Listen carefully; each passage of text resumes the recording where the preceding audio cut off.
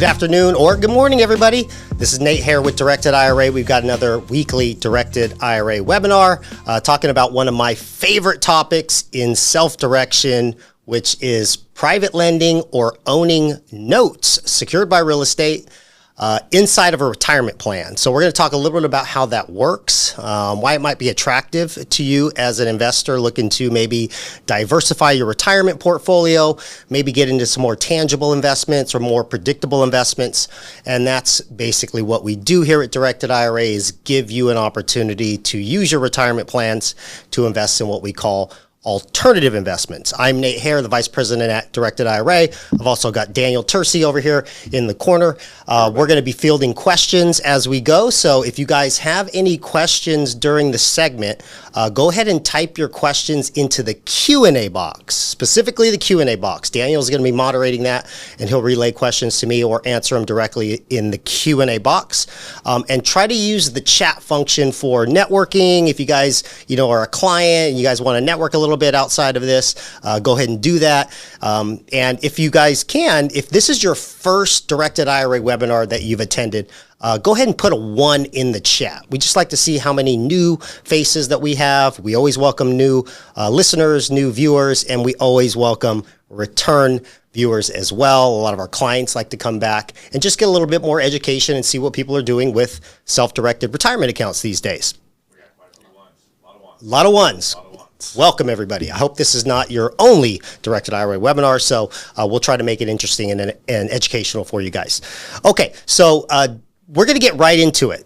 We got a short amount of time, and I've got a lot of stuff I want to cover, but we're going to be talking specifically about a specific type of asset class in alternative investments, which is note investing.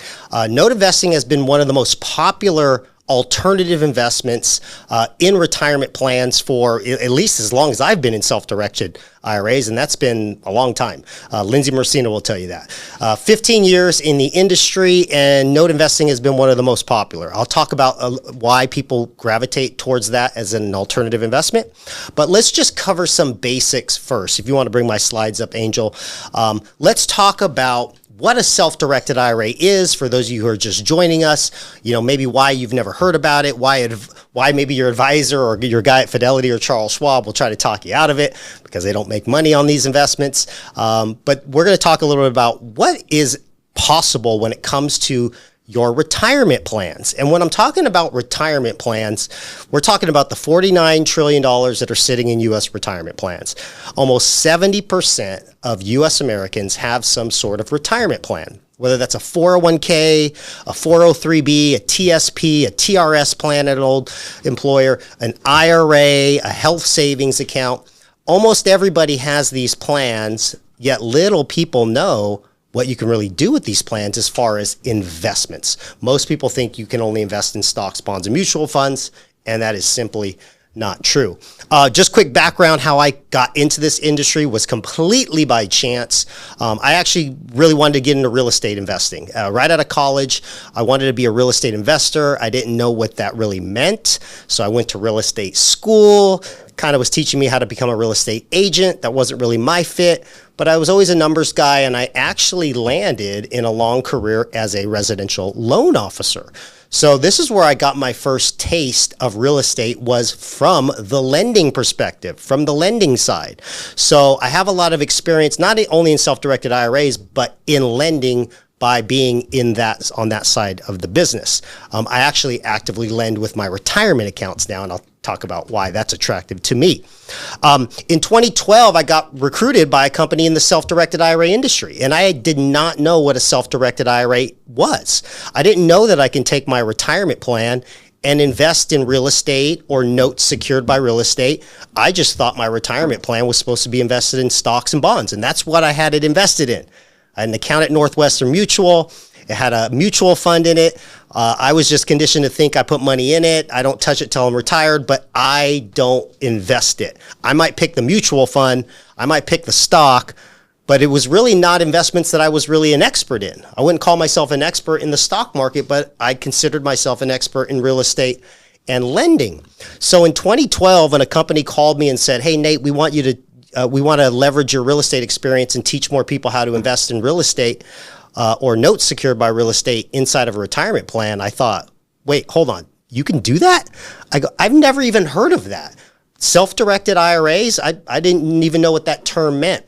Well, that was an aha moment for me, and I realized not only did I not know that it existed, 95% of Americans had no clue that there was an opportunity to invest their retirement plans into what we call alternative investments, and I was more of an expert in alternative investments. So this was a life-changing moment for me to just realize I can do more with my retirement plan. But then I also became passionate about teaching more people about it because I find that more people just don't know that they have more options. So let's talk about the tax code. Okay, if you don't know this, we're going to cover this real briefly. The IRS, when it comes to our retirement assets, okay, they don't really care what we own in our retirement plan. There's only 2 investment restrictions in the tax code when it comes to assets being held inside of your retirement plan. And those only 2 investments that you cannot hold in a retirement plan are life insurance contracts and collectibles. That's it. Those are the only 2 investments that are not allowed in a retirement plan. Most people have a retirement plan with a Fidelity or Charles Schwab, and those aren't bad guys, but understand the nature of their business. When you have an IRA or a 401k with a company like Fidelity or Charles Schwab, they are not only licensed to be the custodian of your retirement investments, which we are as well, but they're also licensed to sell investments. That's how they make the majority of their money, through their broker fees, through their commissions. So again, doesn't make them bad people.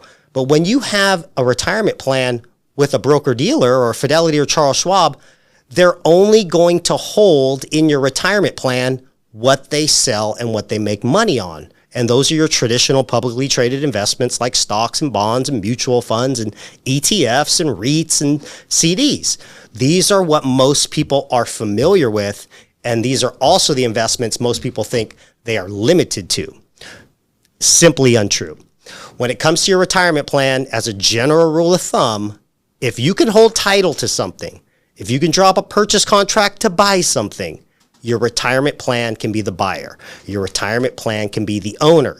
Even if you want your retirement plan to own real estate, investment property, land, precious metals, cryptocurrency, investments into private businesses, not publicly traded, energy, natural resources, mineral rights, tax lien certificates, promissory notes, which we're going to talk about today, private stock, and even debt leveraged real estate. These are all investments that are able to be owned in a retirement plan, and these are called alternative investments.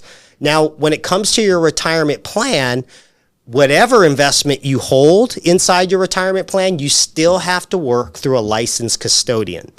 Because by definition, your retirement plan is a trust. You're just the fiduciary of the trust, right? It's not your money while it's in the IRA.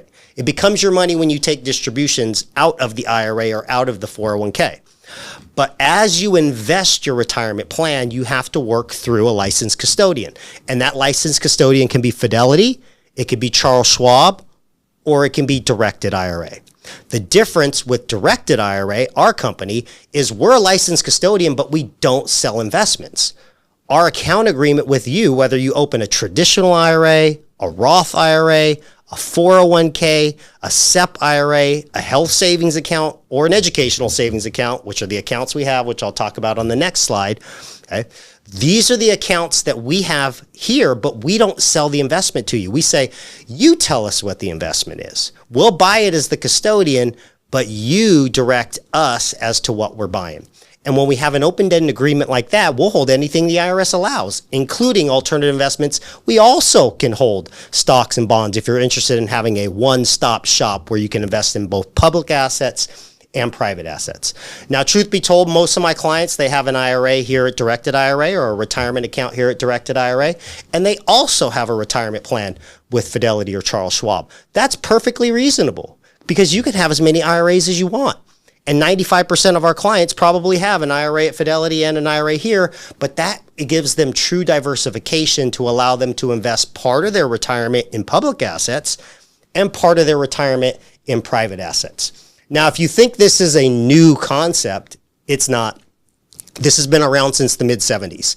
Self-directed IRAs. First, self-directed is just a marketing term. We have our IRAs here are no different than an IRA at Fidelity. Okay, you just have to tell us what the investment is. That's why we call it self-directed. But the rich and the wealthy have been using these accounts since the mid-70s. Okay, how do we know this? Well, if you look at recent audits, the numbers don't lie. $49.1 trillion in U.S. retirement plans. Only 3% of all of that money is invested into alternative investments. So the average person walking down the street with a 401k or an IRA has no alternative investments inside their plan because they don't know that it's possible. But when you look at people with a net worth above $1 million, it's interesting to see the increase in alternative investments those people have in their retirement plan. People with a net worth above $1 million, roughly 22% of their investments in their retirement portfolio are alternatives. And if you keep climbing up the ladder, people with a net worth above $30 million, over 50% of their assets in their retirement plan are alternatives. If you look at family offices deal with millions and tens of millions of dollars. They don't invest heavily in the stock market. It's just a portion of their portfolio. Family offices make sure that they diversify their investments and they invest heavily in alternatives. So the question is, why aren't you investing in alternatives if you haven't? It's probably because you just didn't know that it was possible to you. So moving on along, let's talk about the types of accounts, and then we're going to talk specifically about promissory note investing, why that's attractive to people. I'm going to talk about some do's and don'ts with promissory note investing. I'm going to actually show you the process step by step from A to Z, how to go out and buy a promissory note or create a promissory note and own it in a retirement plan. And then I've got a couple case study examples that'll kind of pull it all together, and then we'll take some questions. If you have questions right now, just shoot them to Daniel, and we'll take them as we go. Make sure they're in the Q&A chat. Make sure they're in the Q&A chat. I don't know how many times we got to say that, but there's always people that just keep typing their questions in the chat. All right. So here's the 6 accounts that we have here at Directed IRA. Now, I told you, self-direct is just a marketing term. So people say, I need a self-directed IRA. Well, what type? Traditional, Roth, SEP? Do you need a solo 401k if you're self-employed? We even have non-retirement plans that can be, quote, self-directed. We have health savings accounts and Coverdell education savings accounts that not only can be self-directed in alternatives, but the distributions from those plans can be taken immediately to pay for healthcare expenses and education expenses for your kids. The long and short of this is these 6 accounts right here are tax-exempt trusts. Let me repeat that. These 6 accounts are tax-exempt trusts. You're the fiduciary to the trust, but the trust pays no taxes. So if you think about when you buy and sell Walmart stock in your IRA with Fidelity, you don't have to pay taxes on those gains. It's no different than buying and selling real estate in an IRA. There's no capital gains tax when you buy and sell real estate in an IRA. There's no tax on the rental income when you own real estate in an IRA. There's no taxes on the interest income when we own notes inside of these plans either. Now, this kind of leads us to one of the reasons people love to own notes inside of these self-directed plans.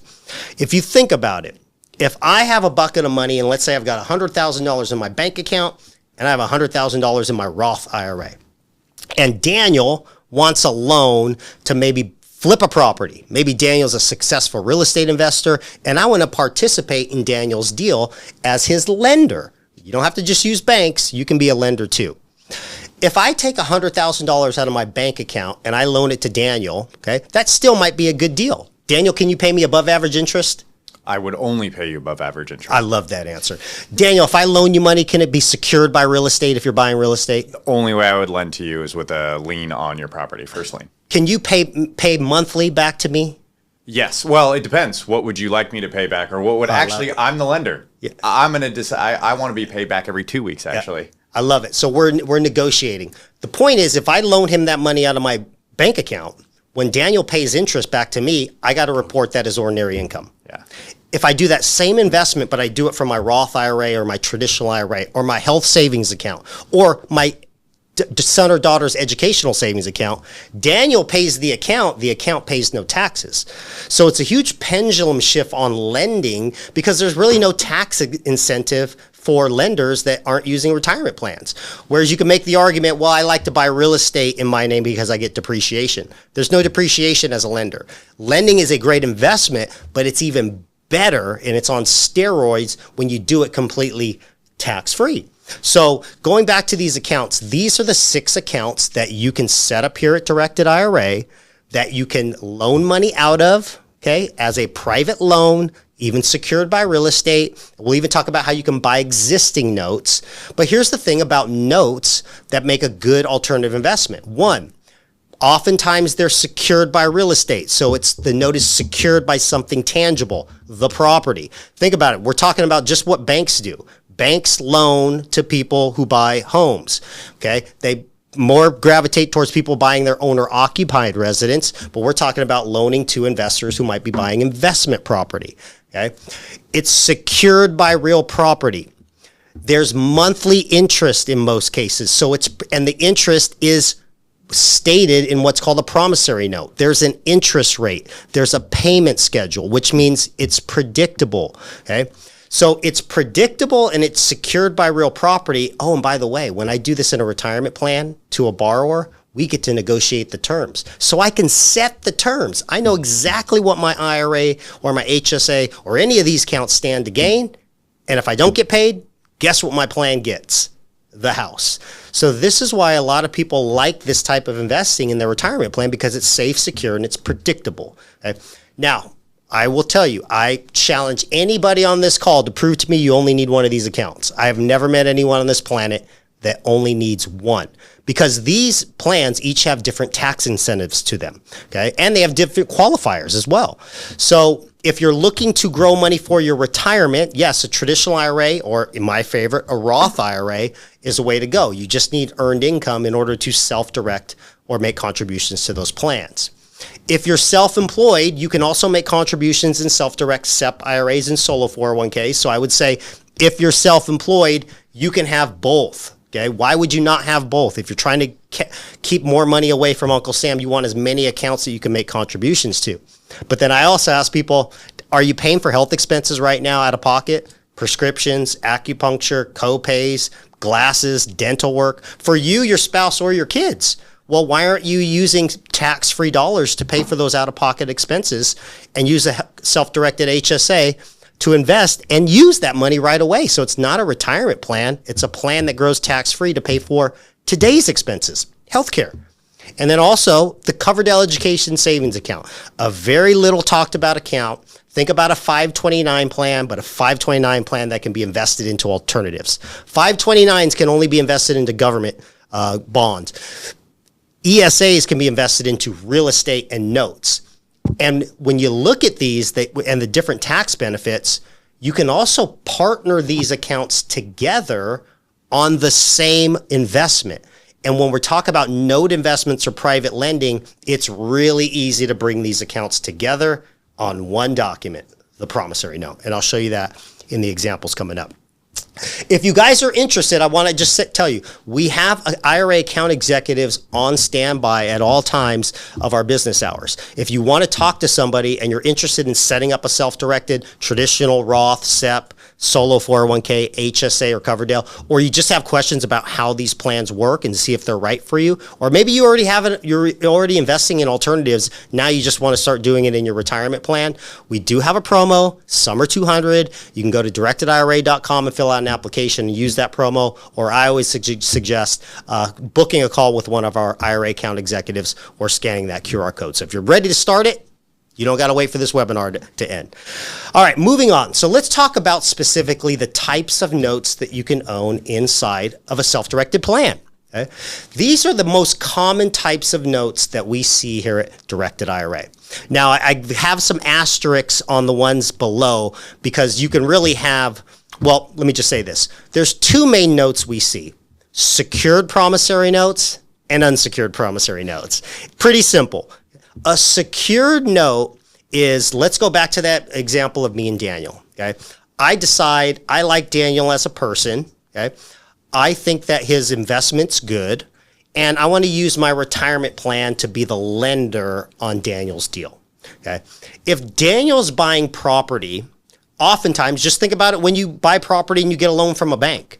The bank wants to close at a title company, okay? They want you to sign the promissory note, which is the promise to pay.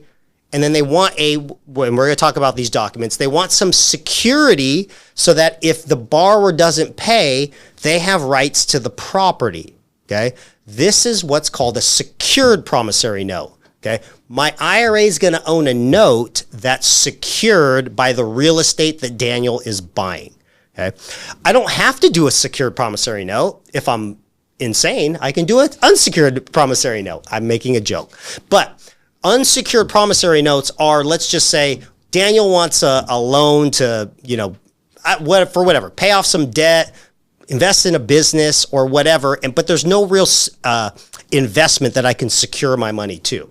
Well, I can still make a loan out of my retirement plan to Daniel, but it's called an unsecured note because I don't have any collateral on that investment. I can still structure creative terms or some attractive terms, but the difference is pretty clear. Secured, you're secured by a real asset. Unsecured, you're not secured by anything. And we don't talk about this much because people just love real estate, but the security on the investment on a secured note, it doesn't have to be real estate, right? I've seen people loan to businesses and having assets of the business as the security instrument. They just have a security document drafted. It basically lists the items that the lender would have access to or would foreclose on in the event of default. So it doesn't have to always be real estate, but there has to be a clear document that says, in the event of default, the lender gets this. Okay? Just remember that you're the bank. So Yep. you can secure your loan to whoever you'd like with whatever you want. You've worked with banks before. I'm sure a lot of you have.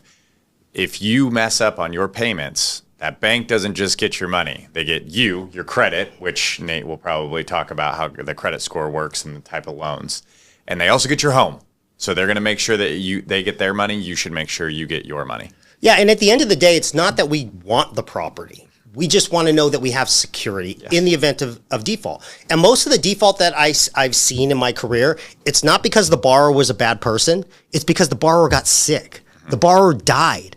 In the event that your retirement plan is loaned out to this individual, you want to make sure that you have some sort of collateral. And this is a good thing. This is why I think self-directed IRAs are more attractive to me than just a stock. If I invest in a stock in a company and that company goes bankrupt, I have nothing to fall back on.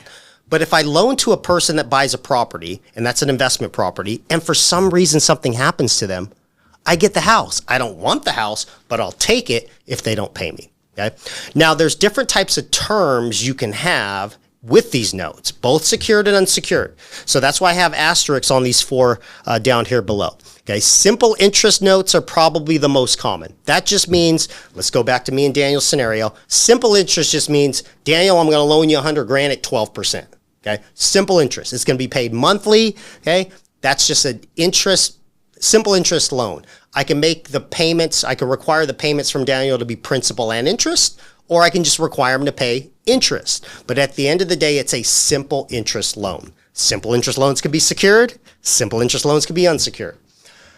In real estate, here's where I really like lending because you can get really creative as the lender, as the bank, and you as a borrower too. If you're out there trying to raise money on deals, you can have this as a tool in your tool belt.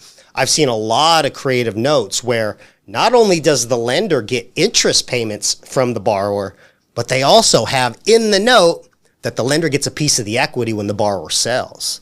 Okay. Now, I have an example on why this might be attractive to you, but this goes back to how creative you can get with the terms of your notes so that you can find a win-win scenario between the lender, which is your retirement plan, and whoever the borrower is. Okay. And that's called a shared equity note or a short shared appreciation note.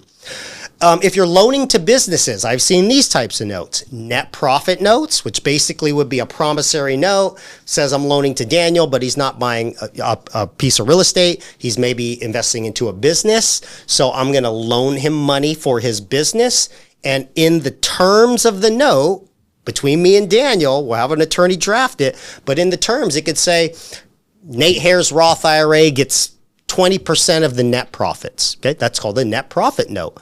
Or you could do what's called a convertible note. Again, this is more for businesses, not for real estate. But I've seen a lot of successful investors do convertible notes, which is, let's say I really like Daniel's business opportunity. I want to loan him money to help him get started with his new company. Okay? But I really want to be a long-term investor into this investment. So if it is feasible, I would maybe ask Daniel, hey, I'm going to loan you $100,000 at maybe 10%. But if your company is very successful, I want the option to convert my loan to shares of your company. Oh, think about that, right? Startup companies that go public, I've seen a lot of convertible notes make a lot of dollars. So again, these are just examples of notes. Now, when it comes to self-direction, we do not structure the note for you. We do not tell you what note you should. This is for you to decide. And oftentimes you're going to decide as a win-win scenario between you and the borrower. Now you're going to ask, well, Nate, where do I find the borrowers? Can I just come to Directed IRA and call you guys and you guys give me a list of borrowers? We can't do that. We cannot put a borrower and a lender together. This is where the entrepreneurial mindset of a self-directed IRA investor kicks in. You want to build relationships, okay? You want to get out there. You have to tell us who the borrower is, okay? You have to show us the promissory note with the correct vesting on it. I'll show you how that goes.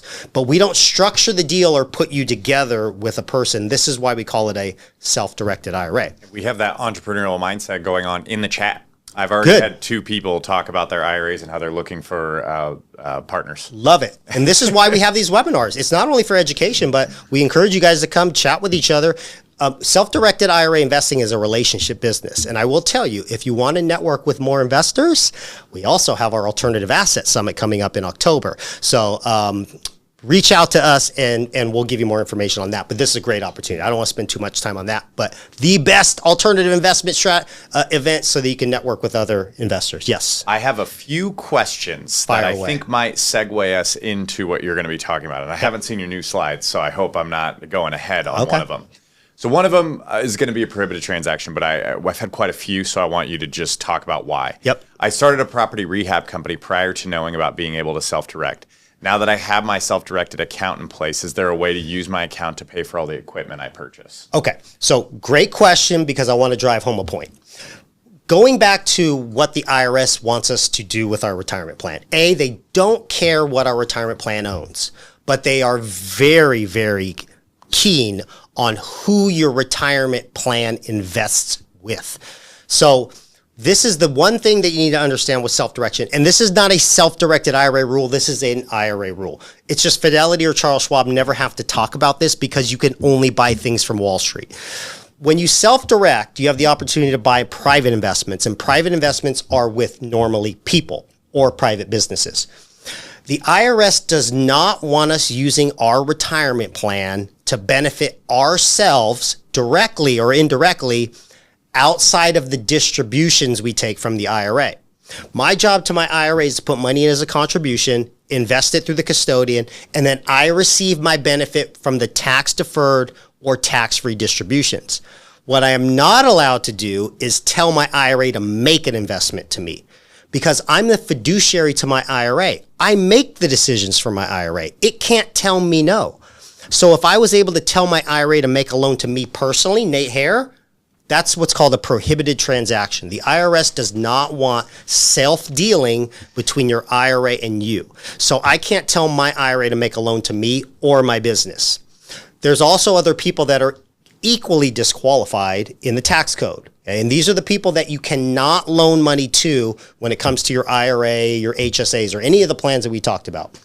The people I'm not allowed to loan to are myself, the IRA owner, my spouse, my parents, my kids, their spouses, and any companies those same family members own or control. So the list of disqualified people, the people you cannot loan money to out of your IRA, yourself, the IRA owner, your spouse, your parents or grandparents, or we call lineal ascendants, lineal descendants, which are kids, grandkids, all the way down, and their spouses and any companies those family members own or control. Now you might have caught, I didn't name all family members. I didn't name brothers, sisters, aunts, uncles, cousins, nieces, nephews.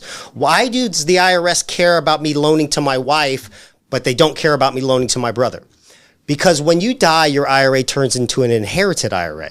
Inherited IRAs, 99% of the time, are left to the spouse, surviving spouse, or the kids. So wealth passes to the spouse and down to kids and grandkids. Wealth doesn't normally, or IRAs don't normally get inherited by brothers or sisters or aunts or uncles. So if my spouse or my kids stand to inherit the IRA, they're also fiduciaries to the IRA because they're going to have an inherited IRA. So I can't make a loan to my son out of my IRA and then I die and then my son has an inherited IRA with a loan to himself. Okay, so just understand that those are called the disqualified people. So I can't loan money to myself. I also can't sell my own assets to my IRA. My IRA has to be invested where on the receiving end of the investment is a non-disqualified person. Anybody outside of the list of people that I mentioned. So hopefully that helps you do it. You were another person who asked a disqualified party question, and Jeremy. And then our last one, and then I think this should segue you right in, is this person is actually in the process of linking their self-directed IRA with an IRA LLC. Yep. And they want to understand how the personal loan opportunity will work with that. So I'm assuming that by personal loan, they mean lending out money, not personal loans to themselves, because they would have learned that that's a disqualifier. That's a good segue. So let's actually look at the process, and I'll talk about the difference of doing a loan out of an IRA LLC versus doing a loan directly out of the IRA. So let's talk about the process real quick. Step-by-step process from A to Z. If you want to start owning notes or creating notes and having some of these notes secured by real estate with some predictable income, okay, how do you do it? Well, it's a 3-step process. Open a self-directed IRA, fund a self-directed IRA, invest a self-directed IRA, okay? There's a couple different ways you could open a self-directed IRA. One, you could just scan that QR code there or talk to anybody at our team. Go to directedira.com. It takes 5 minutes to open an account. Or you could talk to an IRA account executive and they can walk you through the application over the phone. Takes 5 minutes. They'll give you a special promo code. You're done there. So account is open. Costs $50 to open an account. The next step is you got to get money into the account that can be invested. 3 ways you can do that.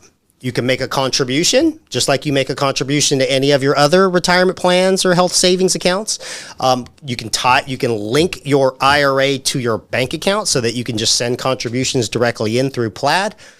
You can do what's most common, which is an IRA to IRA transfer. This is, let's say I've got, $500,000 in my Fidelity IRA, but I want to make a $100,000 loan to Daniel. I only need to loan him $100,000. So what I do in that process is open the correct IRA here at Directed IRA. I fill out a transfer form with Directed IRA that they send to Fidelity, and they transfer the specific amount that I asked to transfer. So if it's $100,000, I don't have to move all $500,000 of my IRA at Fidelity. I just need to transfer over enough to do the investment that I need Directed IRA to hold. Because remember, if you want to loan money to Daniel or own a note inside of a retirement plan, Fidelity won't facilitate that investment. Now, I will caution you, if you're doing that transfer, one thing that gets people that kind of slows down the process is you do need to liquidate your stocks or mutual funds first so it's in a cash position before we send the transfer request.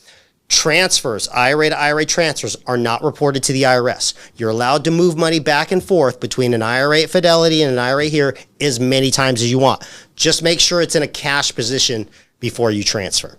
Okay. The other way that you can fund a self-directed IRA is, let's say you've got an old employer plan, old 401k, old 403b, old TRS. That can be moved into a self-directed IRA, but it's called a rollover. Because basically what you're doing is you're distributing the money out of your 401k and rolling it back into an IRA. If you're recently separated from a job or you still have an old 401k, talk to an IRA account specialist here to talk about the correct way to do it. I will say there is a way to do it where you're not taxed on the rollover and there's no withholdings on the rollover, provided you do what's called a direct rollover. So those are the 3 ways that you can move money into the self-directed IRA. And once you've got the account open and funded, now here's how you tell us what the investment is. Okay. You're going to log into your client portal. You're going to select the investment that you're looking to invest in. Okay, you can see that there's different options here. What this process does is this is the equivalent of you telling Fidelity, I want you to buy Walmart stock. Okay.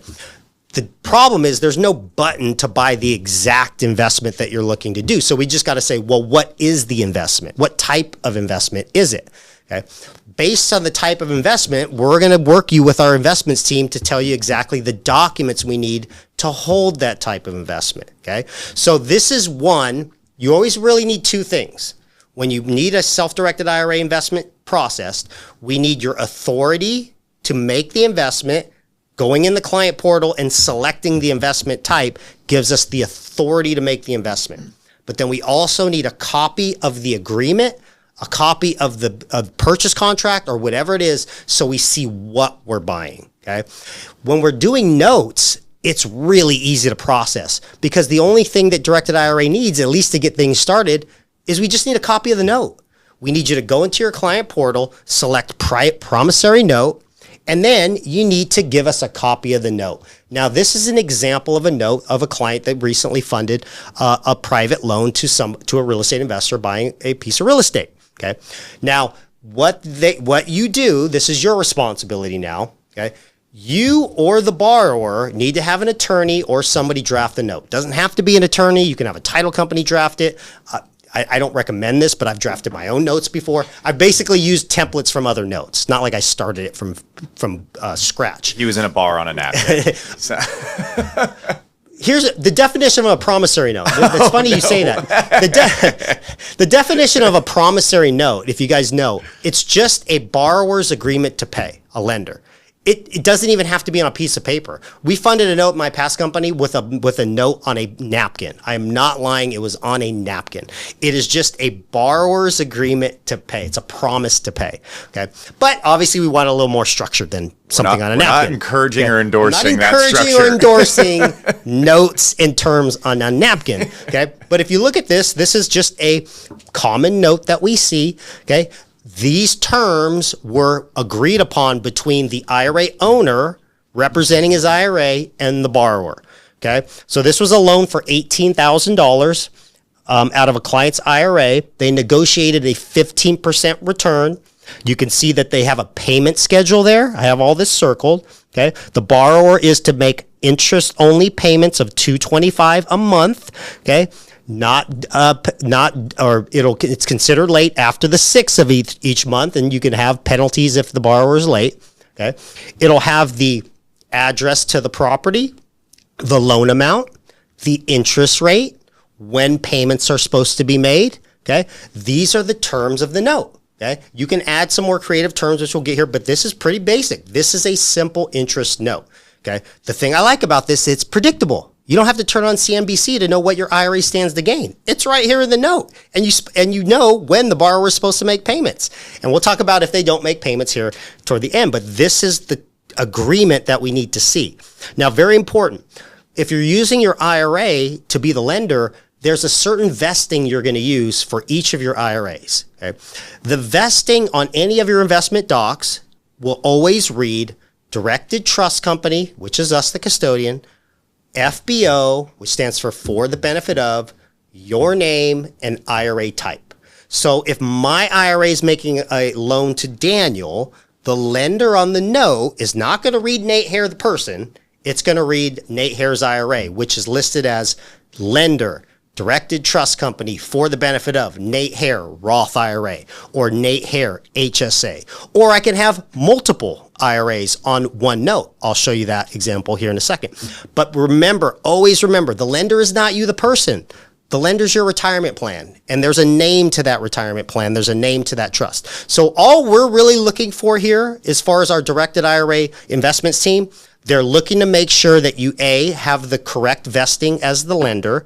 They're also making sure that there's some sort of reasonable interest rate. We do not have a requirement, but we do want to make sure that it's a real investment and you're not just loaning money to somebody at 0%, which would make no sense at all. Okay, but this are the terms of the note. Now, I'll give you some tips. These are just tips from my experience as a lender. Okay, real quick. If you're going to loan money secured by real estate and use your retirement plan, first question, ask yourself, if the borrower defaults, would you be excited to own that asset? For me, I love loaning on investment property, 3-bedroom, 2-bath house. Why? Because if I have to foreclose, I know exactly what to do with that asset. I take it back into foreclosure. My IRA owns the house. I get a property manager to rent it. Easy. This is why this is just me personally, I don't loan on commercial property. If anybody wants a commercial property loan, find somebody else. Because I don't want to deal with that headache. If I have to foreclose on a commercial property, a retail center, I don't want to deal with that.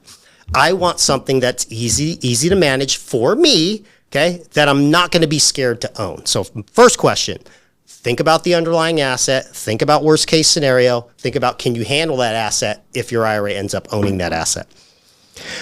If you're loaning secured by real estate, I've mentioned this several times, no Starbucks closings. Do not rely on a borrower to just record the documents for you. I've seen this happen so many times where people loan money to a borrower. They sign the documents at a Starbucks and the borrower says, I'll get everything recorded. Well, guess what? They didn't get everything recorded. And then they end up not paying on the note. And then the lender realizes, oh man, I don't even have collateral because they never recorded the deed of trust. Simple fix. Banks, when they make loans, they close at a title company. They require it. They close with an attorney. Okay?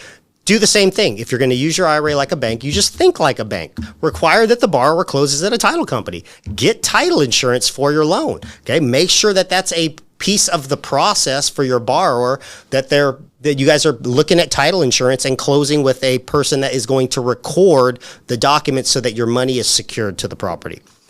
Okay, here's where, again, I've broken this rule from time to time. If you're loaning on an investment property or to an investor, and it's for a fix and flip, a rehab, okay, there's some negotiation you can make as the lender as to what, if any, money you're going to loan out of your IRA to the borrower to help them with the rehab. Be cautious on this, okay? Because this can be hairy if it's a larger rehab. Okay, let me just give you an example. We'll go back to Daniel. Okay, let's say Daniel needs $100,000, but he's fixing and flipping this property. Okay, it's $70,000 to buy it, and Daniel needs $30,000 to fix it up. Me as the representing my IRA, I can structure the note so where my IRA loans Daniel all $100,000. But remember, he hasn't started the rehab. So if I loan him $100,000 at closing and then Daniel dies the next day, I'll still be secured by the property, so I'll foreclose on the property. But guess what I have to still pay for now out of pocket or out of my IRA's pocket? The rehab that never got started. So if I loan him everything before anything's been done, then I put myself in a precarious position if something happens to Daniel. Because I'll foreclose on that property, I still got to pay contractors to rehab it. I got to put $30,000 more into that investment. Now I'm in it for $130,000, and it might not even be worth $130,000. So here's how you can circumvent that. One, I can just say, Daniel, I'll loan you $70,000, but I want you to pay for the rehab. Or we can put you on a draw schedule. Okay, this is what hard money lenders often do.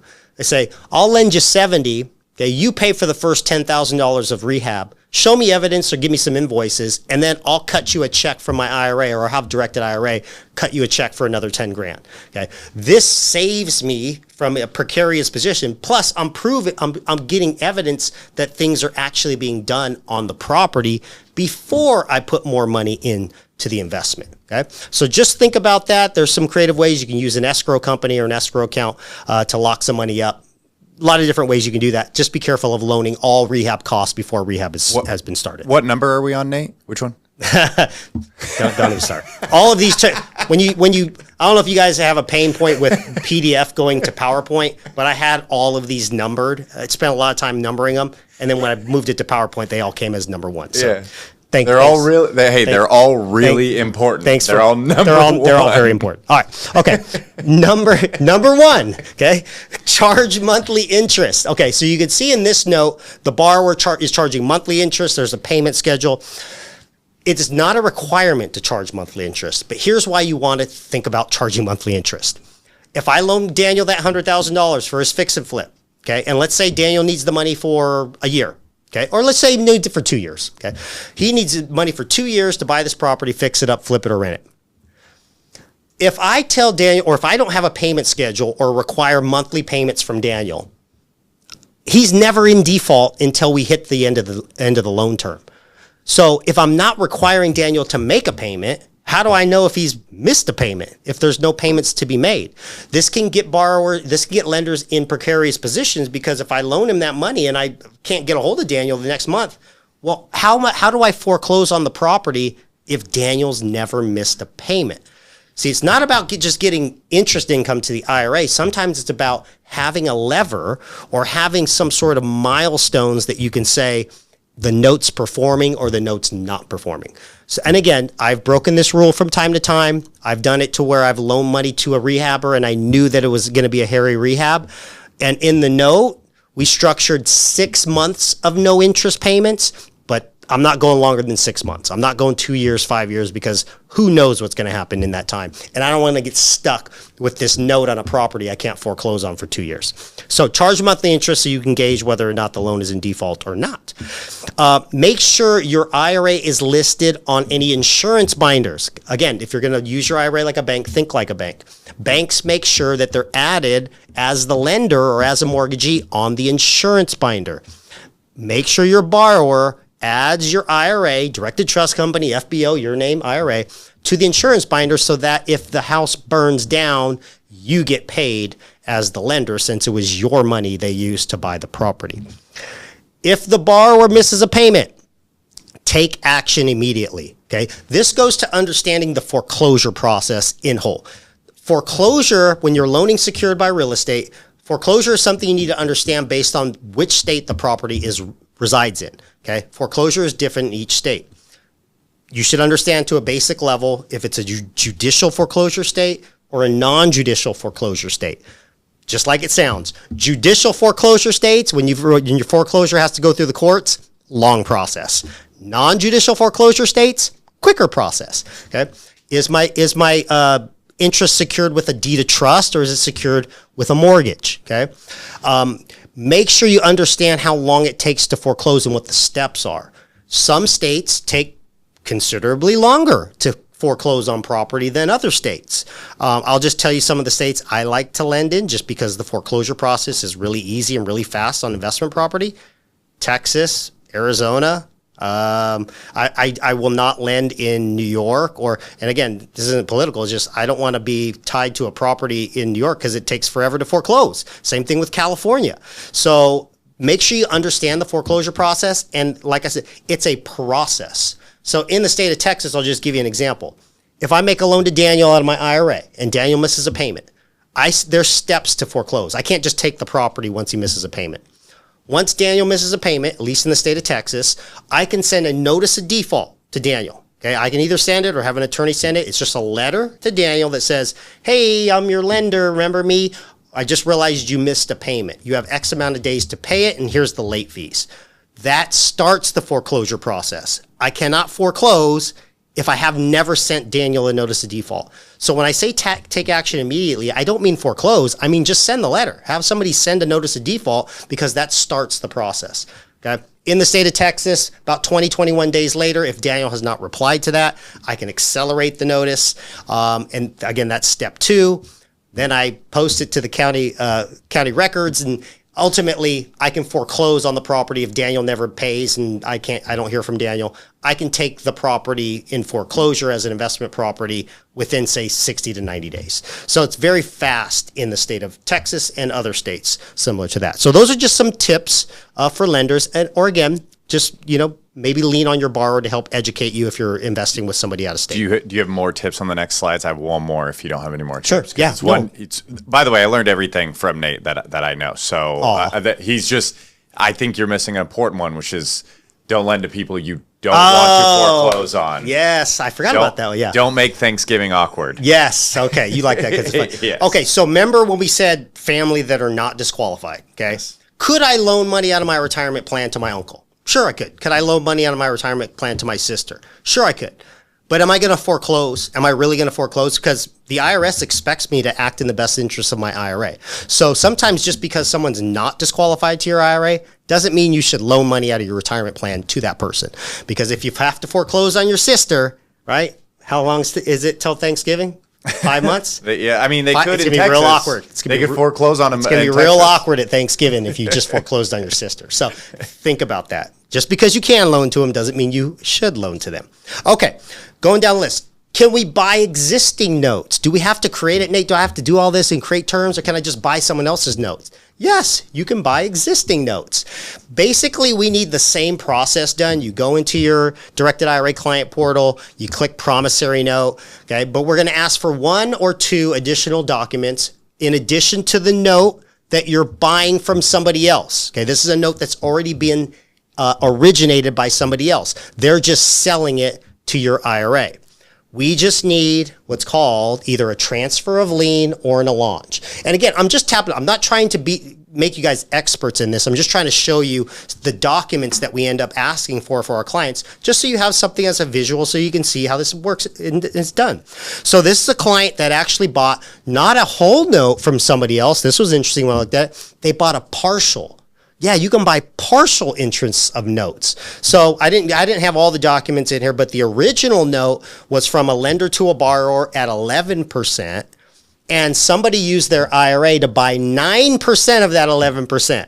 Okay, and when we are buying an existing note, the 2 additional things, or 1 additional thing we need, the 1 additional thing we absolutely need, we need a transfer of lien. Okay, if you see, this is a transfer of 9% lien. Okay, not transfer of 9% undivided interest in note and lien. The transfer of lien is just notifies everybody that there's a new lender in town. There's a new sheriff in town, and that's going to be my IRA. So in this circumstance, a client, and they use their HSA, by the way. Okay, they used a HSA account, self-directed HSA, to buy an existing note, a partial existing note from somebody else. So now they're basically guaranteed or predicted to make 9% returns secured by real estate. And they also added an allonge, which is just an additional document. It's not required in all states, but just kind of saying, hey, the lender's changing, the payments need to be made to Directed IRA now. But these are kind of some of the documents that we see here often. But again, very, very simple, very, very easy process. And as soon as we get these documents, we can send money out within 24 to 48 hours. So as long as you got your ducks in a row, we can get the money out very fast. And I'll tell you, it's always the first investment that's always a little difficult because you haven't gone through the process. But once you see these documents don't change. The address and the borrower and the amounts change, but the documents themselves don't really change. Very rinse and repeat once you guys rinse and repeat, like riding a bike. Okay, so let's go over 2 examples real quick, and then we'll take some more questions. Okay, so here's one that I did. Okay, and when I mentioned earlier that you can bring accounts together on one note very easily, that's why I like promissory note investing or private lending. Okay, this is a loan that I did in Houston, Texas. The backstory of this is we had a real estate investor that used to come to our classes in Houston. He found this property that was abandoned for 2 years. Nobody knew who the owner was. He was able to track down the owner, which was a grandson of the original owner who died. The grandson didn't know that he owned it because nobody can find him. He lived in another state, wasn't on speaking terms with his grandfather, but the grandfather left him this property.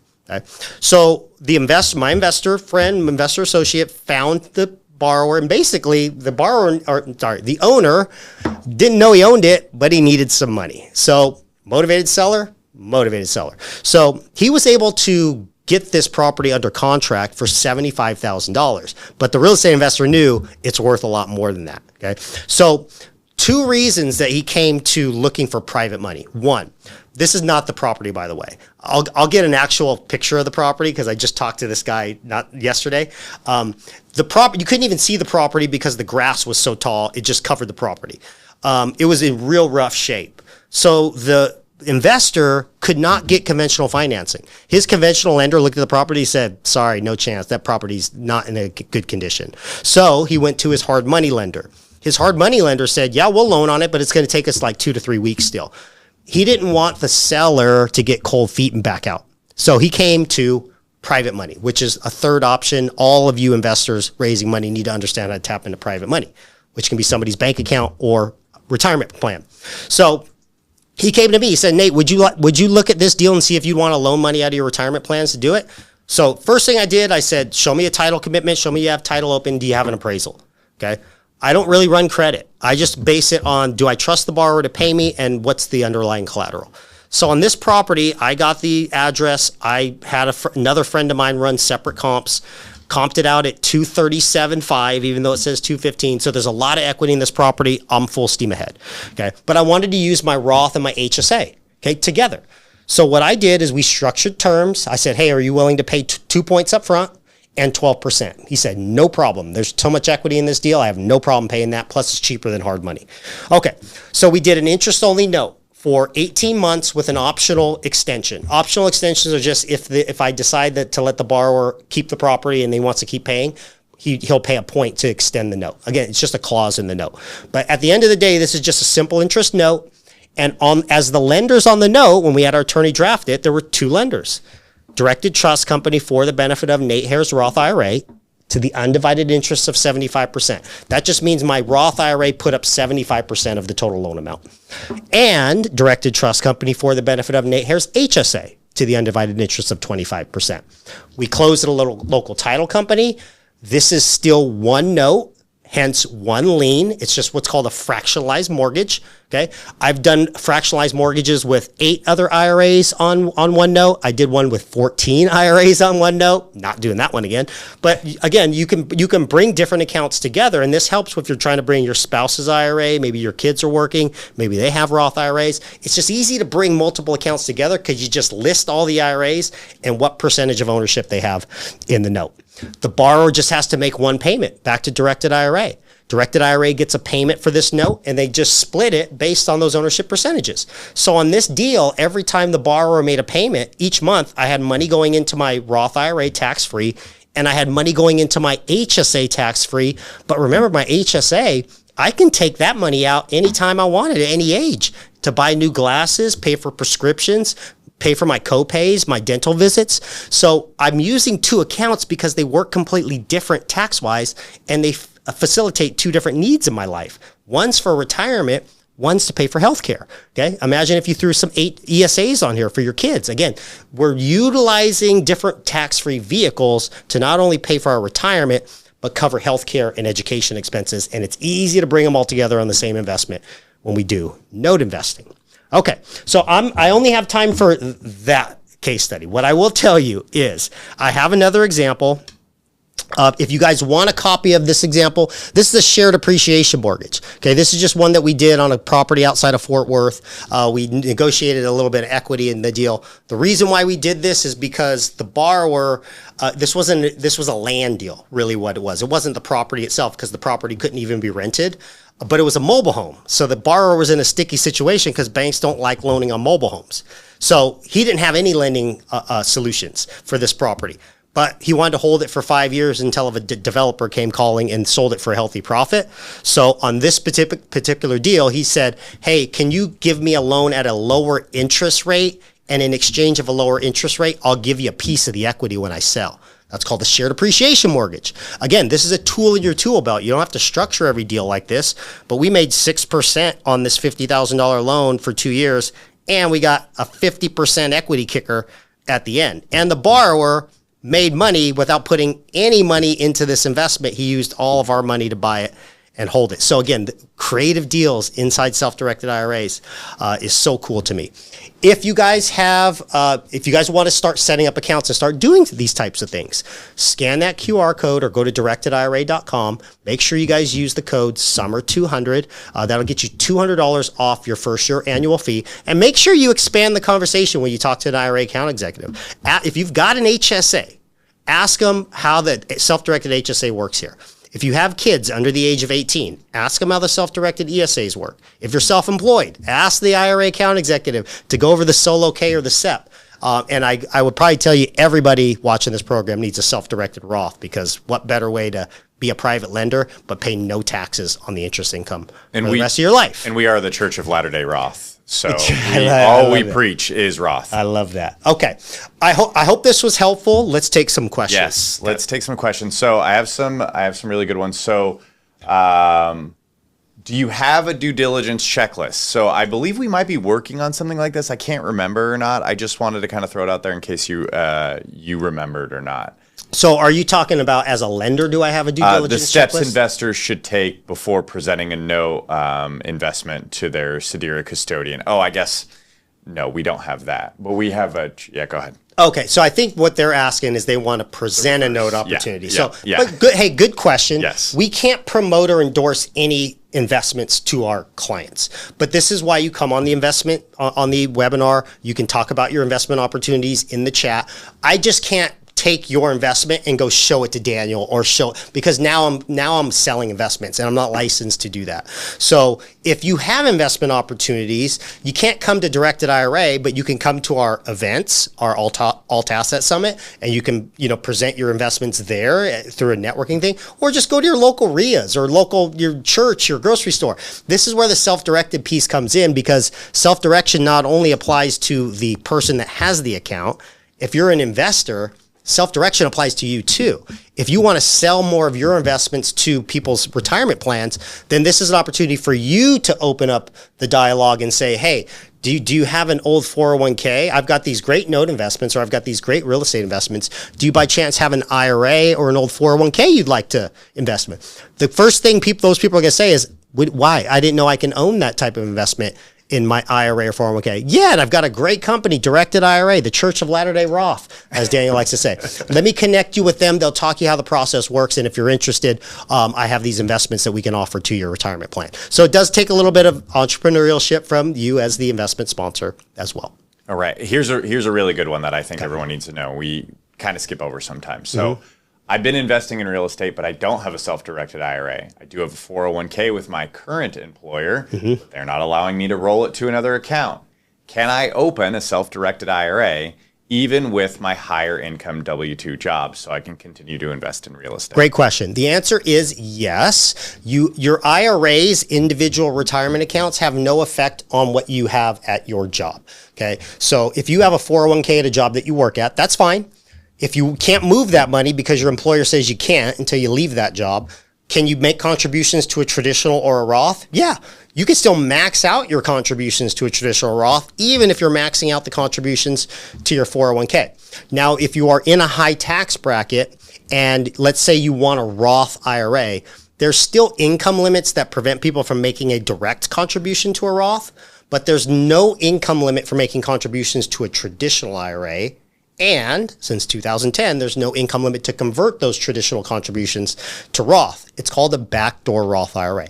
Long story short, your 401k has no bearing on maxing out your contributions to a traditional or Roth. But if you really like the Roth and you're a high income earner, we might have to just do it in 2 steps. But 100% you should be contributing to IRAs outside of your 401k. And don't let your CPA fool you and say you also can't contribute to a traditional IRA. They're saying you can't take deductions, which is not the same thing as not being able to contribute to a traditional IRA. You can still contribute to a traditional IRA and backdoor it into a Roth. Topic for another time, but I just like to reiterate on that because people will ask me that question. So next question. Where can I find title companies and attorneys who are experienced in closing self-directed IRA note transactions? I would say this. Facebook is a wonderful tool to find resources like that. If you're just looking for service providers, if you're looking for people's recommendations on title companies or attorneys, I still use Facebook. I know that makes me old or dated, but there's some great real estate groups. So if you live in a certain city, go to Facebook and look up Kansas City Real Estate Investor Association or Tampa Bay Real Estate Investor Association. Most of them have public groups that you can ask those types of questions and figure out who people like as far as a title company who's local. I have another question, and this is 2 parts. One, I'm going to do an honorable shout out, and this is from D. Eckert, not any Eckert but a D. Eckert. Yep. He says, very good book behind you. Very, very good book behind you. Oh. Yeah, on the wall, reading that book, D. Eckert says, and listening to the podcast. Quite informative. So that's for everybody who's still on. Quite informative. Okay, I'm going to give you one. I'm going to give you one more book, and this is a good segue, and we'll probably have to wrap up. Daniel, can you put my email address in the chat? Yes. I also have a book. I do not make money on this book, and I'm not trying to sell this book, but it is pertinent to the topic. but I co-authored a book with my buddy Brant Phillips. Brant Phillips has been a real estate investor for many, many years. He's the expert on borrowing private money from self-directed IRAs, and we both wrote a book called The Private Lender Playbook.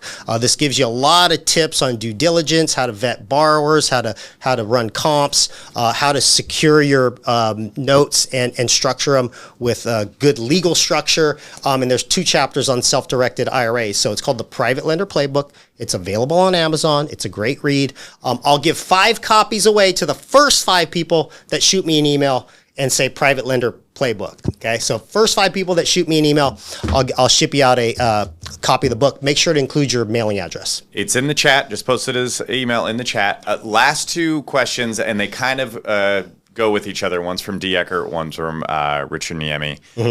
Inheriting, this is D. Eckert, inheriting a sibling's personal residence, intent is to just rent it out to the public once acquired. Can the property be put into the self-directed IRA or LLC? And then the second question was, how does investing with a family member avoid the prohibited transaction issue? So I think these... Repeat the first one again. Yep. Inheriting a sibling's personal residence. Intent is to just rent it out. Can it be put into the self-directed IRA or IRA LLC? So if the sibling owns it, it can be put or sold to your IRA. Once you take ownership of it, though, it cannot go into the IRA. So if that's the intent, yes, your IRA can buy a property that is owned by a sibling, but if they give it to you or title it to you and then it's owned by you, you can't put it in your IRA. Second question. Yeah, second question is, how does investing with a family member, son, daughter, avoid the prohibited transaction issue? Well, I don't know. Yeah, I don't know that you're trying to you're avoiding it by just making investments with non-disqualified people. I don't know where that question is leading. If you're trying to say, like, can I use a brother, sibling to move? Investing alongside. So investing with, not transacting. Okay. Well, yeah. So again, you're just trying to avoid having a disqualified person on the opposite end of the investment. So here's one thing I'll end with. Let's say I'm doing a loan with Daniel. It's a good one to end on, okay? Daniel is not a disqualified person to my IRA. But let's say I want to put some of my own money into the deal. Maybe it's a $100,000 loan, but I've got $50,000 in my bank account that I want to be a partial lender on this, and I want to use $50,000 from my IRA. Can I have Nate Hare as lender and directed trust company for the benefit of Nate Hare's IRA? Loan to Daniel? Yes, because Daniel is on the receiving end of the investment. I'm just partnered with my IRA. I'm not transacting with my IRA where I'm loaning money to it. Okay? I'm bringing 2 buckets together, and we're making a loan to Daniel. I just had a client do this the other day. There are some cautions to that. I would say talk to an IRA account executive on how to safely do that, but it's not prohibited if I'm just partnering and the receiving end is a non-disqualified person. So, okay, well, if that was helpful to you guys, tune into our next webinar. We do these every Tuesday at 12 p.m. Pacific time. My name is Nate Hare. It's been a pleasure. And again, if you guys want a copy of the playbook, send me an email with your mailing address. So have a good rest of the week, everybody. Thank you.